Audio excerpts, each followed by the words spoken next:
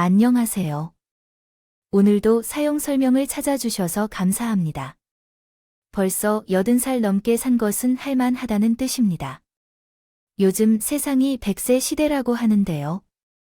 하지만 이미 삶의 마지막을 살고 있는 것은 어렴풋이 제가 살 날보다 떠날 날이 더 가까워져 있다고 직감하게 됩니다.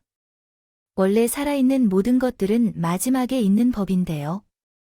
그래서 요즘은 조금씩 주변을 정리해가며 제 삶을 되돌아보는 시간을 갖기도 하는데, 그렇게 지난 날들을 떠올리다 보면 갑자기 가슴에 걸리는 그날의 사건이 있습니다. 모든 것이 서툴고 부족하겠지만 만약 제 이야기 한번 들어주신다면 좋겠습니다. 저의 바람은 저와 남편이 떨어져 있던 가난한 집의 가장이라는 것입니다. 우리는 둘 다 일찍 돈을 벌었으며 서울로 와서 2일 동안 우리는 아무런 휴식 없이 고생했습니다. 이런 식으로 번 돈을 집에 보내주고 나면 우리는 어렵게 살았던 경험이 공통점으로 남아 있었습니다. 그러던 중에 저희 부부는 한방직 공장에서 만나게 되었습니다. 똑같은 처지에 있었기 때문에 누가 먼저 어느 쪽으로 편할 것인지 신경 쓸 필요도 없이 서로를 배려하는 마음 속에서 함께 지내기 시작했습니다.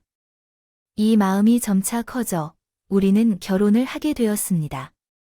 남편과 저는 다른 사람들이 하는 대로 호련히 결혼식을 올리기에는 돈이 부족했기 때문에 간단히 혼인신고를 한 뒤 함께 살게 되었습니다. 그러나 그 당시에는 돈이 없더라도 서로가 서로를 갖고 있다는 사실만으로도 마음이 뿌듯했습니다. 그리고 둘 다 아이들을 정말 좋아했어요. 빨리 아이를 낳고 싶다는 생각을 했었는데 역시 돈이 부족해서 조금이라도 더 벌고 상황이 좋아지면 갖기로 결정했어요. 그래서 그때부터 우리 부부는 돈을 모아야겠다고 결심했습니다. 남편과는 퇴근 후와 출근 전 새벽에 음식을 만들어 길에서 팔기도 했는데요. 그때는 그런 힘든 고생을 몰랐고 그저 남편과 같이 있어서 재미있고 행복했어요. 나중에 웃으면서 회상할 소중한 추억이라고 생각했거든요. 그렇게 우리는 낮에는 공장에서 일을 하고 새벽과 저녁에는 김밥말이 같은 것을 준비했습니다. 만들어 팔았습니다. 그렇게 15년 동안 살아왔는데 각자의 집에 돈을 보내 죽어도 어느 정도 돈을 모을 수 있었어요. 그 해 우리 부부는 간절히 바라던 아이를 얻었는데 그 아이가 지금의 저희 장남이었어요.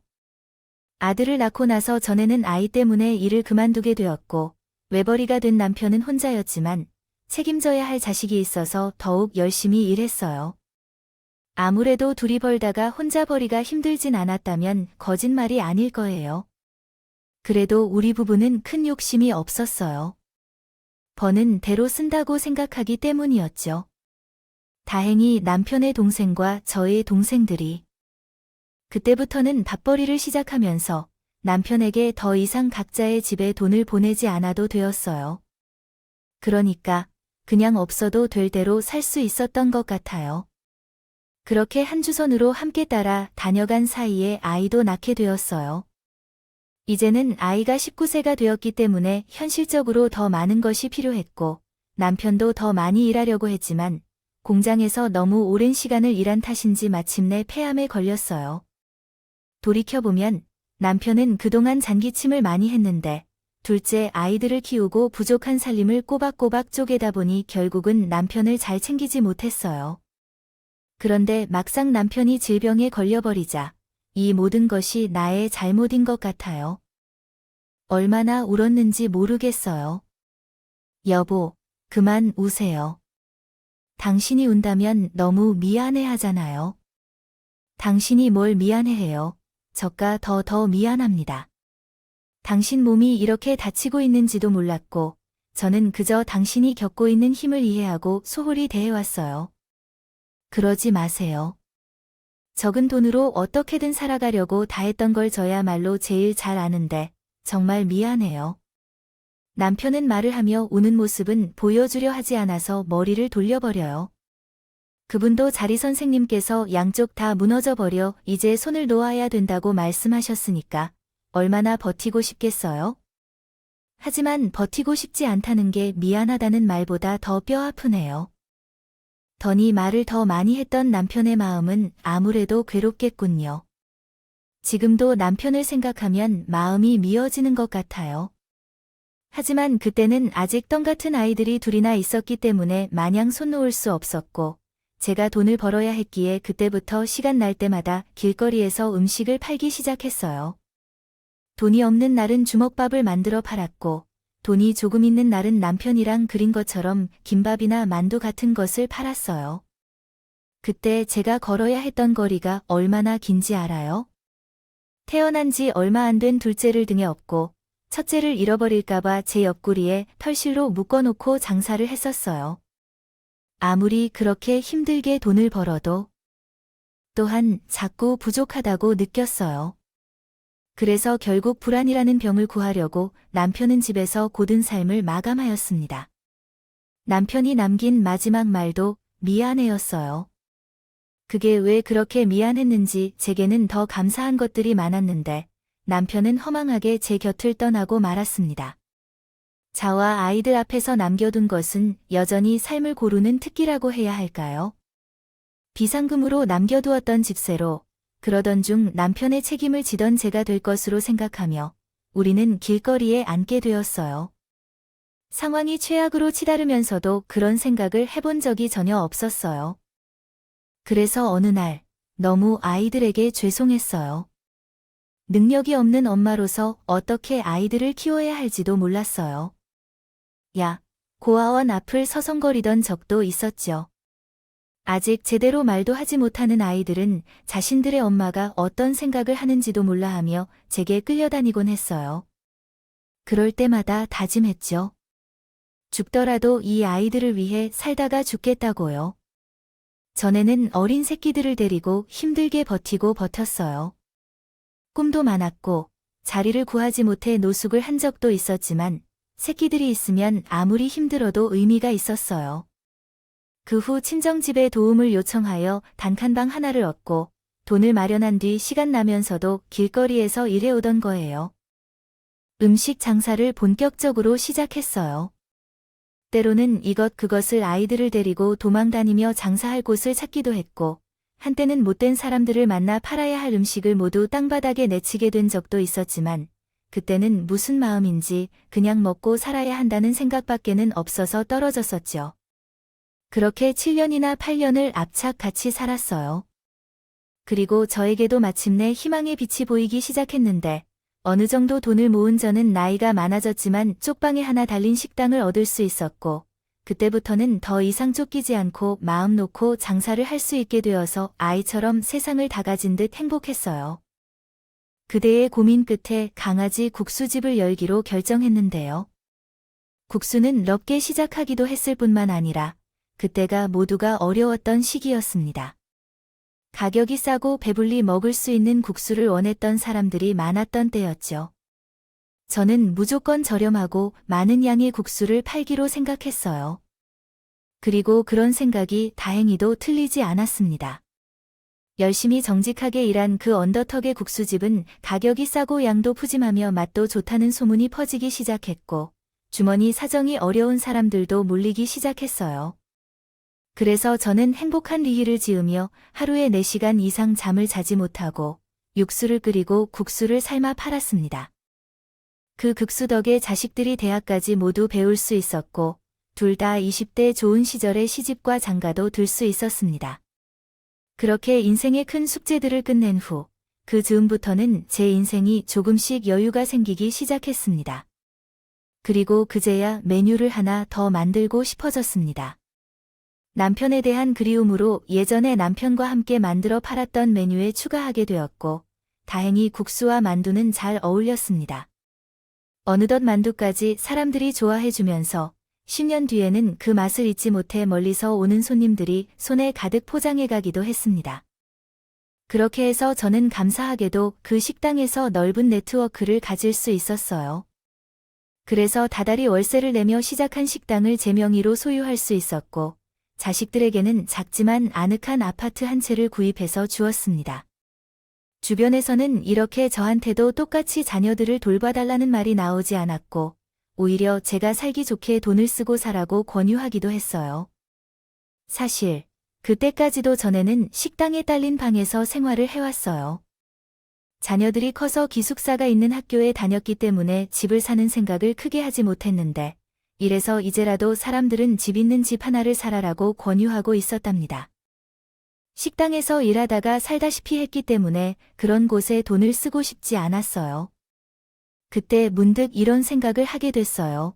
이만큼 가졌으면 됐다. 이제는 받을 만큼 베풀고 살자. 그때는 제가 50세를 넘겨간 시기였는데 세상은 분명 많이 좋아졌지만 여전히 밥을 굶는 사람들이 있다는 생각이 들었어요.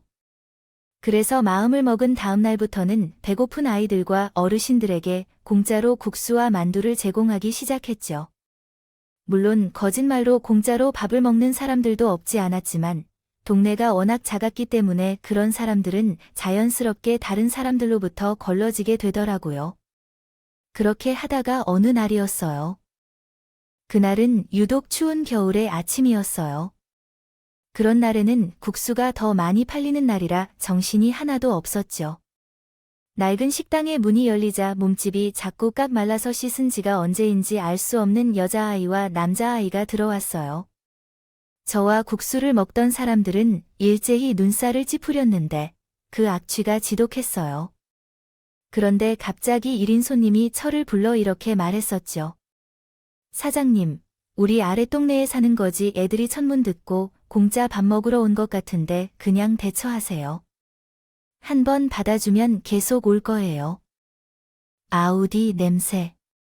이러다가 가게에 손님 다 떨어지게. 네, 맞아요. 이 냄새를 어떡하죠? 당장 내 뿌려봐야겠어요. 이렇게 맡아 떨어지네요. 순간 고민이 들었어요. 그냥 만두 몇 개 챙겨서 보낼까 생각했는데 여자아이가 하는 말에 저는 그 아이들을 식당이 아닌 방에로 부르고 말았어요. 여기는 공짜로 음식을 주는 곳이 맞나요?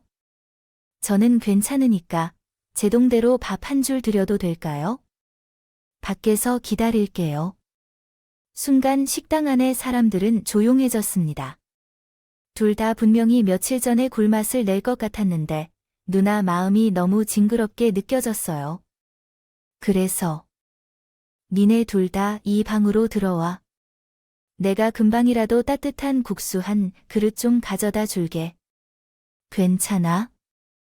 제 동생한테만 주나요? 아니면 제 동생에게 2그릇 다 주세요. 사실 배가 고파서 그래도 아줌마가 국수를 많이 만들어 놓았으니 너도 와서 먹어라. 너도 2그릇 먹어도 된다고. 너 그랬잖아. 너 여기서 무료로 음식을 주는 것이 맞냐고. 맞아. 그러니까 너도 와서 먹으러 와. 그날 그 남매는 국수와 만두를 얼마나 많이 먹었는지 모르겠어. 나중에는 나도 국수를 금방 배가 거지니까 밥 주는 사람이 밖까지 나와서 밥 가득 차 있는 그릇을 개 감치들에게 주었어. 결국 개들은 다 먹어치웠어. 뭐예요? 변변한 반찬도 없었는데요. 그 후에는 그 아이들이 거두게 된 거예요. 여자아이에게 부모님이 모두 돌아가셔서 친척들에게 집을 빼앗겨 길거리에서 지내야 했다는 사연을 들었거든요. 여자아이는 이미 초등학교에 다녀야 할 나이였는데 길거리 생활을 하며 학교에 가지 못하고 있었어요. 그래서 저는 그 아이들을 양자로 삼는 것으로 결정했는데요. 물론 처음에는 길거리 생활하는 것보다는 시설에 가는 것이 더 좋다고 아이들에게 말했어요. 하지만 둘 다 결코 싫다고 울며 고집을 부렸고 저는 다른 것은 몰라도 아이들의 안전과 학교에 보내야 한다고 생각했어요. 생각해보면 나로서 아이들의 엄마가 될 결심을 했어요. 그러나 누군가 묻곤 해요. 왜 외부에서 아이들에게 그 정도까지 관심을 보이려고 하느냐고요. 하지만 저는 그런 사람들께 항상 똑같이 대답해왔어요. 이러지 않으면 이 아이들은 언제 끝날지 모를 길거리 생활로 돌아가야 할지도 모른다는 사실을 알고 있으니 어린 아이들을 무시할 수는 없다고요. 저 또한 어린 시절에 배고파하며 길거리에서 살았던 경험이 있기 때문이에요. 그러나 제가 그런 삶을 함께한 내 아이들은 이 아이들을 돌봐주는 것에 반대했어요. 정작 지낸 그 삶에 대해 이야기해주는 제 자식들은 어린 시절부터 고비를 마주하며 함께 이겨낸 부모님으로서 제 자신이 되어왔던 저에게요. 인장말이가 없었으면서도 그제 엄마를 보고도 굶는 법이 없고 늘 다른 집보다 못 산다며 불평과 불만을 많이 했는데 다 큰 어른이 되어도 그 점은 나아지지 않았어요. 아니, 지들이 뭔데 이 집에서 엄마랑 살아. 원래 머리 검은 짐승은 거두는 거 아닌 걸 몰라. 저러다 전 애들이 은혜를 원수로 갚으면 어쩌려고 그래? 그런 애들 아니야. 착하고 지들끼리 얼마나 후회가 좋은데. 엄마, 그건 영욱이 말이 맞아요. 엄마가 요즘 애들이 얼마나 영특한지 몰라서 그렇다니까요. 괜히 엮이지 말고 경찰서에 신고해서 데려가라고 해요. 뭐? 저 어린애들을 경찰에 신고하라고. 넌 이제 코내비 되는 애가 5천. 그렇게 매몰찬 이에 니들한테 도와달라고 하지 않을 것이니까 더 이상 아무 말도 하지 마세요. 저는 내심 그래도 제 자식들이니까 이런 제 마음을 알아주길 바랍니다. 그건 제 욕심이 어떤가요? 하지만 자식들이 반대하면 받아들이지 않았어요. 이미 자식들은 각자의 가정이 있고 저는 제 삶이 있었으니 어느 정도 시간이 지나면 제 자식들도 그 아이들을 동생으로 받아들이지 않을까 생각했어요. 물론 그것도 제만의 희망사항이었지만요. 하지만 훗날 어떤 일이 벌어질지 몰랐던 저와 아이들은 본격적으로 함께 지내기 시작했고 아이들이 제가 아무리 괜찮다고 해도 눈치를 살펴 밥값이라도 하겠다는 듯 식당에서 일도 하고 집안일도 척척 처리했지만 그게 또 다시 밖으로 내쫓을까 두렵습니다. 아이들의 안간힘을 쏟는 것처럼 느껴져서 아이들에게 물어서 그 친척이라는 사람들을 찾아갔고 아이들을 양자로 다시 호적에 올리고 싶다고 말했습니다. 그러자 아니의 부한 아줌마도 형편이 좋아 보이지 않는데 무슨 오지랖이 넓어서 저희를 거두겠다고 하는 거예요. 나중에 딴 서려간 관이에요. 그리고 우리는 보며 저희들이 길에 버리지 않았어요. 우리도 시설에 맡기려고 했는데 자기들이 멋대로 도망친 거라고요. 괜히 어린애들을 버렸다는 것 같아요. 소리를 지르려면 즉시 꺼져 주십시오. 말할 것은 많지만 그냥 제가 애들을 데리고 살 수 있게 동의와 사랑을 써주세요. 애들은 학교에 가야 합니다. 아니, 그러니까 왜 남이 당신이 나서서 이런 것을 안 하냐고요. 그럼 그쪽이 혈육인 2명의 애들을 책임지고 학교에 보내주어야 합니다. 애들이 그동안 밖에서 얼마나 고생하고 지냈는지 알아요? 아무리 돈에 눈이 멀어도 이러한 선택을 하면 안 된다는 것을 알아야 합니다. 저는 아이들이 들판에서 큰 소리를 치고 있는 것을 거칠게 하지 않았어요. 그러자 그 친척이라는 사람들은 나중에 문제가 될 수도 있다며 비웃기라도 한 듯이 순순히 동의서를 써주려 하지 않았고 결국 제가 나서서 차후에도 아이들을 돌려보내지 않는 것은 물론 자기들한테 어떤 불리한 요구도 하지 않겠다는 서약을 작성해 주신 후에야 모두 동의서에 도장을 찍는다고 했어요. 저는 늙고 아이 둘을 낳게 되었답니다. 그리고 아이들과 지내기에는 좀 좁다고 느꼈어서 식당 근처에 방 3개짜리 빌라를 구입했어요. 아이들은 그 뒤에 정말 몰라보게 패션에 흥미를 느꼈어요. 에이드 마르고 도전한 모습을 보니 손도 놓지 않더라고요. 또한 공부도 열심히 하고 초등학교 입학은 다른 친구들보다 순조롭게 진행되어 걱정할 필요가 없었죠. 그리고요. 정말 모욕적인 말이었어요. 2년 전에 커서 이 모태에게 받은 것만큼은 모두가 필요하죠. 만약 이모가 아니었다면 저는 2명과 함께 이렇게 살 수 없다는 것을 잘 알고 있어요. 맞아요. 나는 최고의 사람으로 여기는 우리 엄마와 아빠 다음으로 임모가 제일 좋아요. 이모가 만든 국수와 만두는 세상에서 제일 맛있어요. 이모를 존경하고 존경받을 것이라고 약속해요. 그래서 저는 누나와 이모에게 평생 효도할 거예요. 늘 감사한 마음을 표현하면서 저는 무엇을 바라고 이 아이들을 입양한 게 아니에요. 아이들 맞죠? 저희 가족이 배려와 따뜻함으로 아이들이 반듯하고 올바로 자라도록 도왔어요.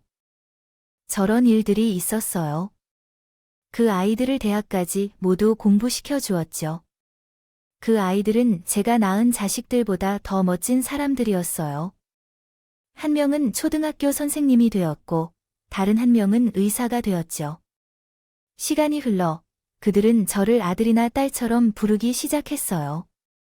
제 자식들이 낳은 손주들도 장성하여 제가 뒤처진 아이들은 동생으로 이해해 주지 않았어요. 그 아이들은 아직도 뭘 좀 더 뽑아먹을까 우리 엄마에게 물어보고 집안을 장난치곤 했어요. 아니요. 우리는 엄마 혼자 계셔서 적절한 일까 봐 걱정돼서 왔는데요. 엄마, 왜 우리 엄마가 네 더러운 말이야? 이것들을 가만히 보면 은근히 우리와 같은 계급으로 속여서 그런 거 같아. 오빠, 얘들이 이렇게 두면 나중에는 우리끼리 재산 싸움도 할 거야. 김용욱, 쓸데없는 소리 마세요. 그리고 분명히 우리 엄마가 지금 그렇게 잘 사는 거 알고 있어요. 각자 돈을 보니까 이동안 받은 것들에 이자를 붙여 우리 엄마에게 갚아야 해. 아무리 우리가 마음에 안 들어도 그 정도까지 하지 마세요. 저도 누나도 엄마에게 매달리는 용돈을 드리고 있어요. 누구보다 받은 은혜에 보답하려고 노력하고 있으니 이제 이런 다툼은 그만했으면 좋겠어요. 어찌하든 그만하자. 9. 저는 엄마의 돈으로 대학까지 갔고 지금이라도 늦지 않았으니 제발 이들의 얼굴을 무리한 사람들에게 보이지 말아주시기를 바랍니다. 돈이면 계좌로 송금하면 되는데요. 어제 시장에 갔다가 큰 소리를 내는 딸의 목소리에 놀라서 급히 집 안으로 들어왔어요. 그리고 니들은 언제쯤 오서 이런 소란을 피우는 건데요? 또 얘네들한테 뭐라고 한 건데요? 니들 애들한테 뭐라도 해준 적이 없으면서 걸핏하면 어처구니 없는 소리를 하네요. 전에도 했던 말이지만 니들이 그럴 거라면 여기 오지 말라고 했잖아요. 엄마, 니들을 그렇게 될 것 같으면 여기 오지 말라고 했어요. 연세도 많으신데 힘드셔서 괜히 이렇게 괴로워하실 필요 없어요. 가능한 해석, 그래, 그렇게 될 거야. 내가 힘들게 안 해고 있는데 이 두 사람이 날 오히려 도와주는구나. 그러니까 만약 그런 이야기를 하고 싶다면 그냥 그들 각자 집에 가. 그리고 또 말야, 다시 말하지만 엄마 오늘은 영어 강연이 있으니 말할 게 있어서 왔어요. 이 자리에 앉아 계시는 엄마들끼리 할 이야기가 있으니 너희들 좀 물러나 줘. 아들은 꽤 심각한 표정으로 얘기를 시작했어. 그동안 이런 상황이 없었기 때문에 나도 긴장되었어. 아들이 말한 건 내가 나이가 있으니까 이제 식당을 자식들에게 물려주는 게 어떨지에 관한 것이었다. 그래서 가게를 그중 한 명에게 물려줄 생각인 거야. 나왔어. 한 번 봤다. 그리고 그 둘 중 누구에게 물려줄 거 알아? 엄마는 그렇지 않아. 장남한테 물려줄 거야. 오빠가 내게는 그런 소리 안 했다. 오빠는 잘 다니는 직장이 있는데 무슨 식당 하는 거라고? 세우겠냐니까. 더러운 가게를 하라고 말할 거냐? 넌 내내 집에서 살림만 했으면서 특히 가게를 세우려고 그래? 우리 와이프는 식당 경험이 있고 음식 만드는 감각이 있으니까 너보다 더 잘할 거야. 난 뭐가 될지 모르지만 엄마가 그 식당을 나에게 물려줄 거야. 나는 이제 막내가 수험생이라고 버려야 한다는 말이야. 나는 밑에서 죽어도 못할 것 같아. 그냥 엄마가 운영하던 식당을 물려받아 살 것 같아. 식당 일이 얼마나 어려운지 난 밑에서 하기 싫어. 일하기 싫어서 식당을 운영하겠다는 거군요. 난 돈 문제에 대해 얘기하고 싶었어요. 엄마, 식당을 그만두실 생각 없으세요? 둘 다 꿈을 포기하고 돌아가기에는 엄마의 나이가 이제는 첼시 비자로 여행을 즐겁게 하시는 것이 맞을 것 같아요. 식당에서 나오는 수입 중 일부는 엄마께 드리고 싶어요. 싫으면 좋아요. 내가 평생 일만 한 사람이니까요. 갑자기 일하지 말고 즐기라고 하면 좋아요. 정리를 받고 싶다면 모두가 나와서 이야기를 나누고 결정합시다. 5년이나 10년 뒤에는 더 잘할 수 있는 자식에게 상속할 것이다. 10년째이지 엄마. 너 정신이 괜찮아? 엄마, 정말 남자들에게 식당을 물려주는 생각은 없어. 왜 자꾸 남자라고 그래? 그들의 눈치는 너와 똑같이 법적으로 내 자식이야. 그리고 식당 관련해서 걔네들이 훨씬 더 잘할 거야. 그래서 쓸데없는 소리 그만하고 너는 우리 집에서 힘내.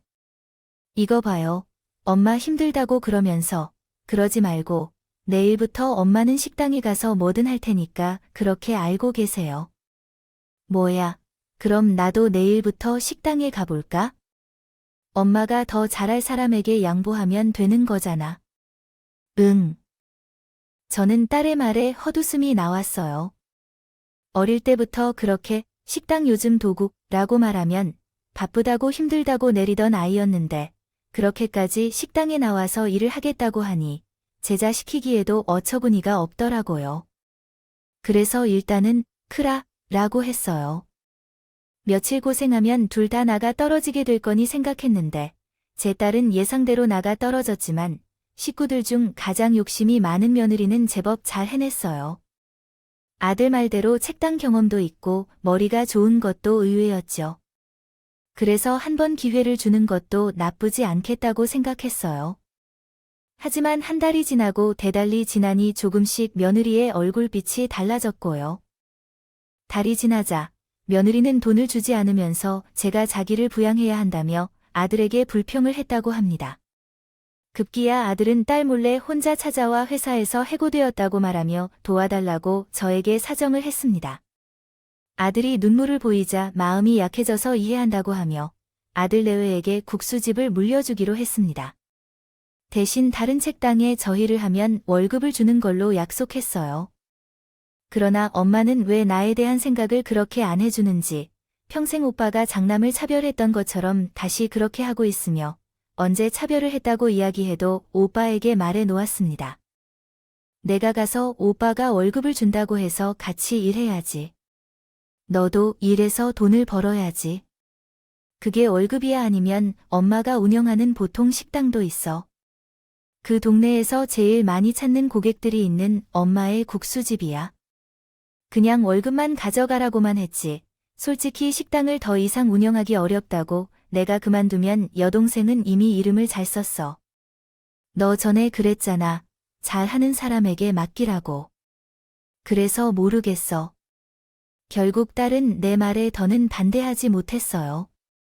그래서 예상치 않았지만 나는 식당에서 손을 떼게 되었고 그때부터는 함께 지은이와 두 형제를 데리고 여행을 다니면서 해보지 못한 것들도 배울 시간을 가졌어요. 그렇게 4달 정도를 지냈는데 평소와는 조금 다르게 되었어요. 친하게 지내던 단골 할머니가 전화를 했어요. 평소에도 식당에 오기 전에 사람이 많은지 만드는데 많이 남았는지 전화를 주셨던 분이셨는데 오랜만에 전화를 주셔서 냉큼 전화를 받았어요. 그런데 제가 전화로 듣게 된 말은 정말 생각지도 못한 말들이에요. 자네 지금 국수집 어떻게 돌아가는 줄 알아?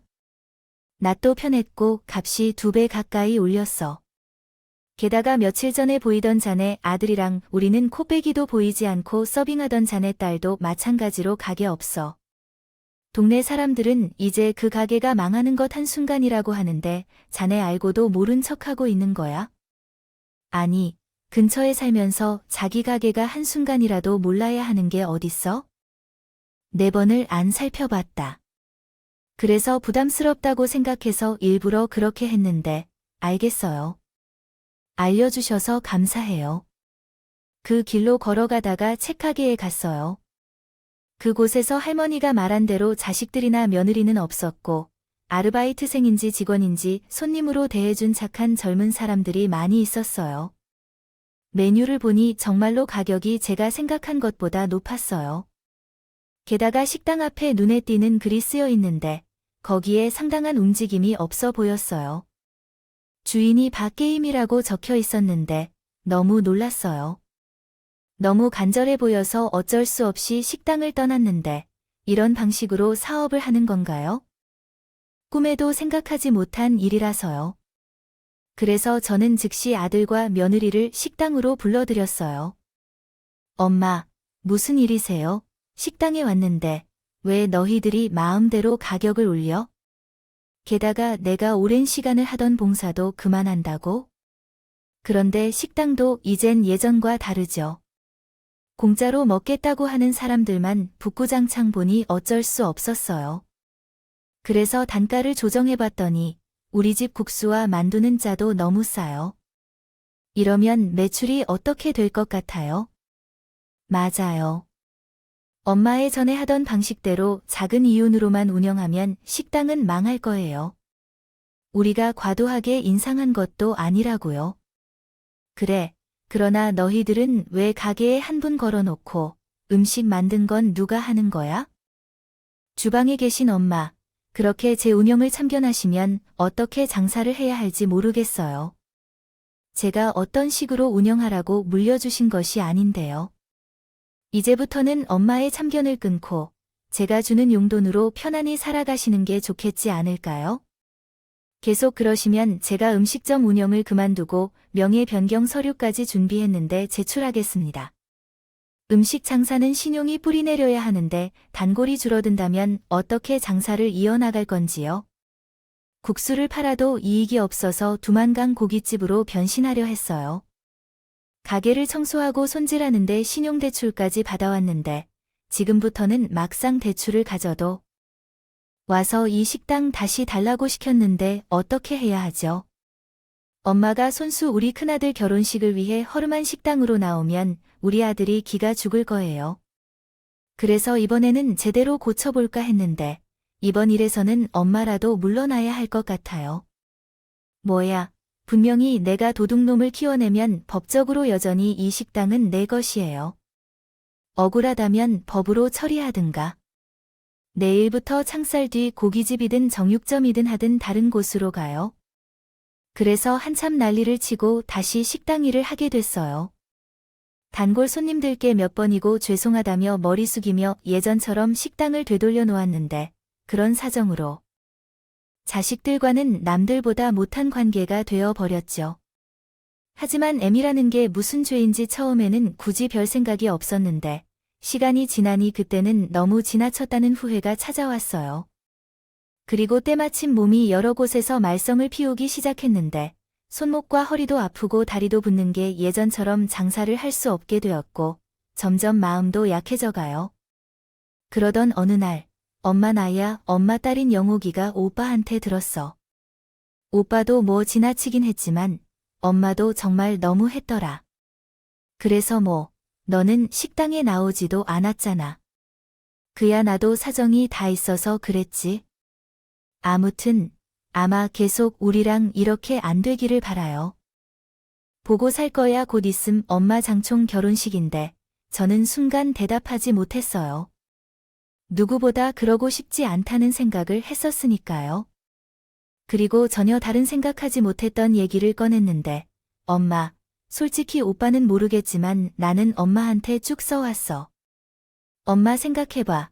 우리 어른 때 엄마는 항상 우리에게 제대로 시험도 못 써줬거든. 그 애들한테는 놀이보다 더 신경 써주는데, 그러니 당연히 우리가 믿지 않아도 되겠지. 그래, 그건 맞는 말이야. 엄마가 미처 거기까지 생각을 못했어. 하지만 엄마가 말을 안 했어도 이 오빠랑 더한테 많이 고맙고 미안해. 남이 아닌데도 싫은 소리도 했지만 엄마도 이런 일로 마음이 많이 아프겠죠. 불편했다. 그래서 나랑 오빠랑 이번 기회에 왜 가족 여행을 가자는 소리가 나왔는데 엄마는 어떠냐? 엄마는 요즘 힘들어서 장사도 제대로 못한다며 그래서 이번 차에 여행이나 가자고 했어. 여행 전에 지은이랑 두 형이랑 하고 오고 있는 듯한데 나는 그것도 서운해. 그래서 이번에는 우리랑 가면 좋겠어. 그랬던 당시가 딱 타이밍이었으니까 알겠어. 가자. 엄마가 여행 경비를 넉넉하게 내줄 테니 말대로 우리도 가족 여행 한번 가보자. 저는 그런 식으로 처음으로 자식들 내외와 함께 여행길에 오른 적이 있습니다. 솔직히 말해서 아들들한테는 돌보는 역할이 될 것 같아요. 걱정이 많았었지만 의외로 아들도 그렇고 며느리도 아무 일 없다는 것을 알게 되어 평소대로 차를 대주었어요. 역시 가족은 가족이라는 걸 느끼며 오랜만에 많이 웃으면서 즐거운 시간을 보냈습니다. 그 후에는 제게 기다리고 있던 큰 일이 있다는 걸 몰랐죠. 저녁을 먹고 난 뒤 조금 졸린 감이 왔어요. 하지만 아들과 딸은 무슨 이유인지 제가 약을 삼킨 후 소화도 돕는 산책을 하자고 제안했고 먼저 이야기를 꺼내었어요. 솔직히 피곤해서 자고 싶었지만 언제 다시 아들과 딸과 산책을 할 수 있을지 모르니까 눈꺼풀 만큼 무거운 다리를 옮겨 산책길에 나섰어요. 그러자 이번에는 아들이 제가 거르는 길에 옆에서 함께하는 모습이라서 기뻤습니다. 그런데 뭔가 조금 불편한 것 같다며 자를 들어주겠다 했고 저는 됐다고 했는데 엄마가 아들을 한번 들어드리고 싶어 하셔서 그랬어요. 그러지 마시고 앞이 어떠라십니다. 그래요. 엄마 오빠가 먼저 없어진다고 하는데 싫다고 할 이유가 뭐가 있어요? 살랑살랑 브라운앤 저녁 공기도 참 좋았고요. 그래 엄마 몸무게가 많이 나가서 창피한가 봐요. 저는 딸의 말이 없으며 아들의 등에 엎여 있지 않는데요. 처음으로 아들의 등에 엎여보니 세상 기분이 좋더라고요. 하지만 요 앞에 잠깐이라고 했던 산책이 꽤 먼 거리까지 오게 되었고 저는 점점 으슥해지는 것 같아 이제 그만 돌아가고 싶다고 했는데요. 그때부터 불길한 예감이 들었어요. 꽤 멀리 왔는데 이제 돌아갑시다. 벌써 좀 더 가겠다고요. 어떡하실 건가요? 우리가 다시 이런 곳에 올 수 있을까요? 오빠 말이 맞아. 좀 더 가보죠. 아들과 딸은 그렇게 말하며 계속해서 어딘지 모를 음산한 곳으로 걸어가고 있었어요. 끝내 무서워서 그만 가고 싶다고 내려오는데 아들과 딸은 장난 중인 것인지 번째로 뜨기 시작했습니다. 어떤 다스러운 폐가 두리번거리면서 에러를 내려 했고 그 후에는 엄마가 그간 코 흘리기를 많이 했네요. 엄마 덕분에 불평하지 않으려고 했지만 그럼에도 불구하고 잘 살아냈습니다. 그러세요, 엄마. 이제 여기서 좀 쉬세요. 아이들이 지금 무슨 말을 하는 건지 궁금하네요. 갑자기 왜 이러세요? 그거 그렇죠. 그때 그냥 식당 이름이 제 앞에 나왔으면 좋았을 텐데요. 괜히 엄마가 일어설 일을 다 망친 모양이라 이것 이외에는 다른 방법이 없었어요. 엄마 죄송해요. 지금 무슨 짓을 하려는 거예요? 별표 지나쳤어요. 이래서 엄마는 이곳에 계시면 되고 식당 이름은 엄마가 준비해 놓은 서류로 제가 옮겨둘 테니까 엄마 살던 집도 영욱이 알아서 할 거니까 엄마는 그냥 여기서 조용히 계시세요. 혹시 우리를 만나러 오실 생각은 마시고요. 아, 그리고 엄마가 믿는 사람들도 엄마를 찾지 않을 것 같아요. 나랑 영호가 엄마가 요즘 힘드셔서요. 요양원에 입원했어요. 이미 말씀드렸지만 자녀들이 인생을 방해하지 않도록 부탁드립니다. 너는 나를 날려버리려고 하는 건가요? 엄마, 내가 이전에 말했잖아요. 우리는 서로 선택을 하고 그래도 오빠와 나는 엄마 장애를 잘 책임질 거니까 걱정하지 마세요. 엄마, 건강하게 잘 지내세요. 저와 오빠는 엄마를 잘 돌볼 거예요. 아직도 손가락이 아파서 화가 나기보다는 솔직히 그때 정말 무서웠어요. 마치 귀신이라도 나타날 것 같은 그곳에서 일어난 일이라면 얼마나 어려웠을까요?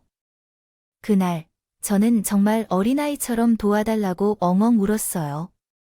그러나 아무도 제게 도와주러 오지 않았어요. 나타나지 않았고 동이 틀 때를 기다리며 어딘지 모를 것을 배시했는데 아무리 걷고 또 걸어도 뭔가에 홀린 듯이 같은 것을 뱅뱅 도는 것이 정말 무서웠습니다. 어쩌면 그것은 지나가는 사람도 한 명 없는 것인지. 저는 지금도 그것을 떠올리면 마음이 쪼그라들 것 같아요. 그렇게 하루 종일 걸었는데 다시 어두운 밤이 되었고 이제는 폐가로 돌아갈 수도 없어졌습니다. 정말 길바닥에 꼼짝도 못하는 지경에 이르렀는데 차가 멀리서 희미한 불빛이 어렴풋이 보이더라고요. 그리고 엄마라는 목소리가 들렸는데 그때 안도감에 기술을 한 것인지 그 기억은 지금도 전혀 나지 않아요. 눈을 떠보니 막내 아들인 이영이가 근무하는 곳이 12층이었다는 것이 고작했죠. 엄마, 제가 이영이와 함께 엄마를 얼마나 찾아다녔는지 알아요? 큰 오빠와 언니가 죽어도 말해주지 않아 동네 CCTV를 찾아다니면서 겨우 엄마를 찾았어요. 엄마, 도대체 왜 거기 있었던 거죠? 근처에는 요양원도 없는 곳인데요. 나나 내가 정말 인생을 헛되게 살았어. 나름대로 베풀면서 살아와서 내가 많이 베푼 줄 알았거든. 근데 그런 일이 벌어질 줄이야 누가 알았겠어요. 위에 버려졌다고요. 누가 엄마를 그런 상황에 버려요. 22약을 하는데 엄마는 정말 위험한 상황에 놓여 기력도 많이 약해졌고 맥도 맥이 약해져서 제가 얼마나 마음이 무섭고 두렵던 일이 있었나요? 어마어마하게 참던 시간이었어요. 하지만 이번 사건은 그냥 지나칠 수 없어요. 엄마가 안 된다고 말리셨는데 큰 형이랑 큰 누나가 경찰에 신고할 거예요. 이것은 범죄의 요소야.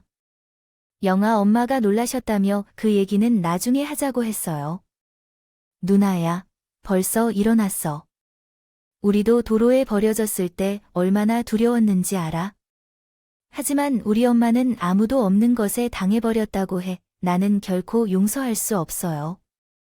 우리는 친자식은 아니지만 이런 일에 청하는 게 자식으로서 말이 돼야지. 저는 그 애들의 이야기를 들으면서 눈물이 많이 나왔어요. 부끄럽게도 그랬었어요. 그래서 이번 기회에 많이 늦었지만 자식 교육을 제대로 하겠다는 다짐을 했고 그 뒤 예정되어 있던 첫째 손자의 결혼식에 치장을 하고 저희 제니와 20세이와 함께 참석했어요. 아들과 딸 며느리들은 마치 저를 귀신 부른 듯이 충격을 받은 표정이었어요. 여러분도 그렇겠지요. 자신들이 버린 줄로만 생각했던 제가 다시 나타날 줄은 꿈에도 생각하지 못했겠죠. 엄마, 여기서 튀어나왔네요. 혹시 에티엔의 라일이 엄마 찾았나요? 그렇게 말하며 입을 다물었고 어머니의 화가 많이니 알 것 같더라도 오늘은 결혼식이라 이미 한 번 가야만 하는데 눈이 너무 많아서 여기 있을까 걱정스러워요. 아이고, 들뜨면서 믿을 수 없다. 어떻게 엄마가 여기까지 오셨는지 모르겠어요. 미리 말해주시지 않았으면요. 식당은 이미 저의 소유를 넘어섰어요. 그리고 엄마가 살던 집은 영욱이 대리인으로 처분했고 곧 새 주인이 이사 들어갑니다. 모든 일은 이미 마무리되었어요. 엄마의 것은 아무 필요가 없다고 하는 것이요. 정말 모든 게 제 것이 아닌 걸까요? 딸과 아들은 제 이야기에 의아해하는 표정을 지으며 쌈박하게 웃었어요. 하지만 자신을 참으로 믿는 무언가가 있었는지 곧 이어 코웃음을 터뜨렸죠. 그때 나는 항상 몸에 지니고 다니는 통장을 아들이나 내게 던져버렸어요. 사실 지현이 두 형이 결혼 자금을 필요로 하고 내 노후 자금도 필요해 계속해서 적금을 들어 돈을 모았어요. 중간에 믿을 만한 사람들에게도 투자하며 재산을 불렀다고 할 수 있죠. 하지만 아랍으로 얼마나 멀리 갔는지는 모르겠지만 나는 자식이었던 나로 하여금 놀라게 한 새로운 재산이 또 있다는 것을 몰랐어요. 제가 던진 통장의 잔고를 보고 깜짝 놀랐는데 그 통장에는 제가 평생을 바쳐본 20억이 들어있었어요. 엄마, 정말이지 이 돈들은 모두 엄마의 것이에요. 아니야. 엄마가 이렇게 많은 돈을 갖고 계실 줄은 몰랐어요. 오빠, 명백히 엄마는 은행 계좌 따윈 따로 없다고 했는데 제대로 조사해보니까 맞아. 확실히 아무것도 갖고 있지 않다고 말했는데 그들이 돈을 받고 나를 속인 거였어요. 너무 놀라서 이 돈에 대해 엄마한테 이야기하고 싶지 않았어서 여기까지 와서 돈을 버리고 온 게 돼. 이게 무슨 짓이야? 오빠 때문에 모든 게 망가졌어. 아, 넌 빌라를 팔아서 돈을 모아줘. 내 말을 듣고 손해를 보았니? 너무 그래. 20억을 어떻게 해야 할지 이제야 알게 됐어. 엄마가 우리에게 이 돈을 줄 것 같아. 너 말 잘했다. 그 돈은 여기 있는 지은이 투영에게 10억씩 나눠줄 거야. 그리고 니들이 내 통을 더 이상 멋대로 가져간 것들도 모두 돌려받을 테니 그런 걸로 알아두세요. 엄마, 우리가 아무리 잘 못했어도 우리는 엄마의 자식들이에요. 이제 와서 부모와 자식 간의 법 없지 않나요? 엄마, 미안해요. 그러니까 한 번만 용서해 주세요. 용서해. 너 같으면 용서가 되겠니? 나는 결정했어. 아무리 나이가 많아도 잘못을 저질렀으면 당연히 벌을 받아야지. 그때였어요. 영희가 핸드폰을 꺼내어 경찰에 신고를 했고 경찰들이 결혼식장에 온 거야. 들어온 바 있습니다.